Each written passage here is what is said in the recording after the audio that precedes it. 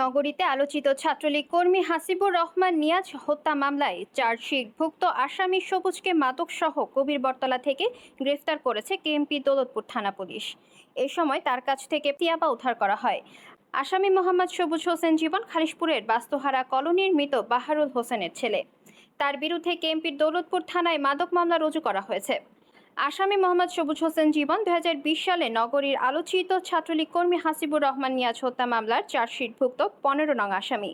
ওই বছর 19 আগস্ট রাতে এলাকায় মাদক বিক্রির প্রতিবাদ করাকে কেন্দ্র করে খালিশপুর ওয়ান্ডারল্যান্ড শিশু পার্ক সংলগ্ন ক্রিয়েটিভ কার্স অ্যান্ড কফি হাউসের মধ্যে একদল সন্ত্রাসী ধারালো অস্ত্র দিয়ে কুপিয়ে ছাত্রলীগ কর্মী হাসিবকে হত্যা করে।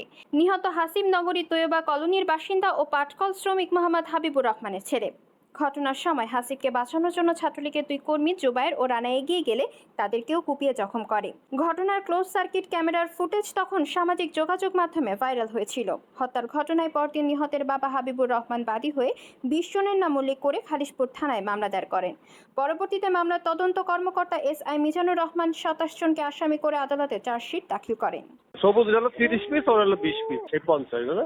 কালকে আপনার ওদেরকে গ্রেপ্তার করতে 7:10 আমরা ওই খালিশপুর তথ্য নিয়ে দেখছিলাম মামলা আছে শুনছি। বিষয় তো অনেক সময় শুনছি ও তো খারাপ ছেলে, ওর বাপের নামটা আমরা একটু উল্টো পাল্টা দেয় অনেক জায়গায়, সেক্ষেত্রে হয়তো দেখা গেলো সার্চের সমস্যা হয়তো।